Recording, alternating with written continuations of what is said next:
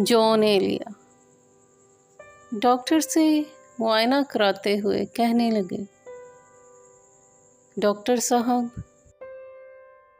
मुझे महसूस होता है जैसे मेरे मैदे की छत गिर गई है। इसके मलबे में मेरी भूख दफन हो गई है। मेरी नींदों के परिंदे मेरी आँखों के घोंसलों से उड़ गए हैं।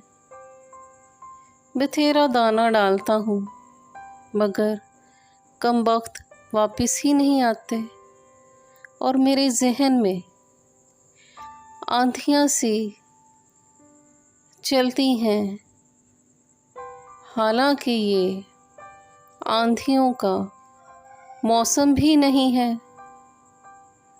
डॉक्टर साहब, कहीं मेरा दिमाग अरब का रेगिस्तान तो नहीं हो गया, क्योंकि पैगंबर तो वहीं आते रहते हैं।